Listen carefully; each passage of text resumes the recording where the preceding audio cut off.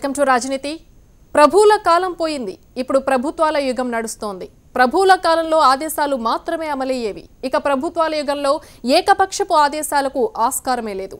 అంతా సామూహిక నిర్ణయమే. నిర్ణయం తీసుకునేది ఒక్కరే అయినా అది అమలు కావాలంటే చాలా మంది ఆమోదముద్ర వేయాల్సి ఉంటుంది.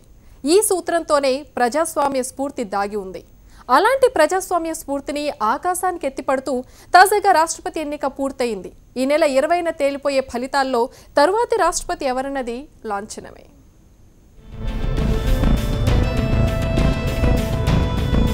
భారత ప్రజాస్వామ్య చరిత్రలో రాష్ట్రపతి స్థానానికి ఉన్న ప్రాధాన్యత మరి దేనికి లేదంటే అతిశయోక్తి కాదు.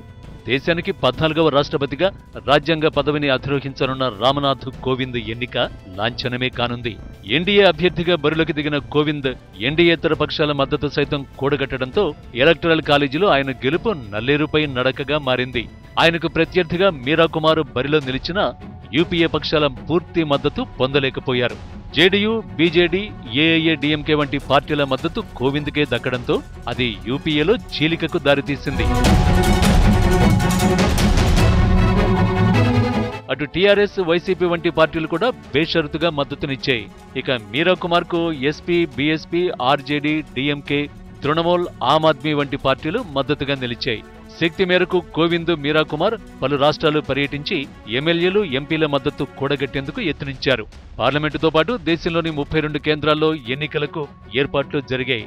ఎమ్మెల్యేలు, ఎంపీలు, ఎమ్మెల్సీలు ఓటింగ్లో పాల్గొని తమ నిర్ణయాన్ని బ్యాలెట్ బాక్సుల్లో భద్రం చేశారు.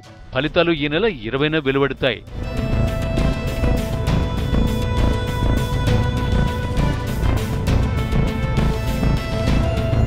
ఎలక్టరల్ కాలేజీ మొత్తం బలం 10,98,903 ఓట్లు.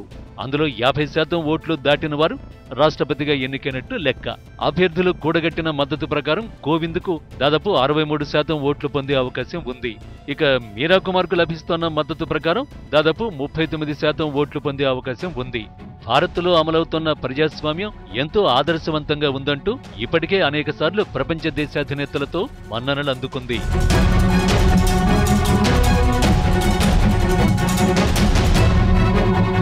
రాజ్యాంగ పదవిని అలంకరిస్తున్న వ్యక్తులు సైతం గతంలో ఏ పార్టీకి చెందిన వారైనా అత్యున్నతమైన నైతిక, ప్రజాస్వామ్య, మానవీయ విలువలకు అండగా నిలిచారన్న ప్రశంసలు అందుకున్నారు. ఈ క్రమంలో ఎన్డీఏ తరఫున బరిలో నిలిచిన కోవింద్కు పోటీగా మీరా కుమార్ వంటి గొప్ప రాజకీయ నేపథ్యమున్న వ్యక్తిని నిలపడం ఏమంత మంచి సాంప్రదాయం కాదన్న వ్యాఖ్యానాలకు అవకాశమిచ్చింది. రాజకీయాలకు సంబంధం లేని రాజ్యాంగ పదవికి జరుగుతున్న ఎన్నికల్లో ఇలాంటి హ్రస్వ దృష్టిని ఇక ముందైనా విడనాడి కొత్త సాంప్రదాయానికి తెరతీయాలని దేశ పౌరులంతా కోరుకుంటున్నారు.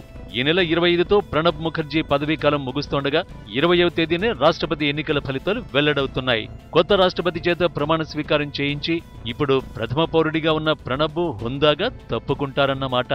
ఏమైనా అత్యున్నత రాజకీయ ప్రమాణాలు పరిఢవిల్లేది కూడా భారత్లోనే అంటే అతిశయోక్తి కాదేమో.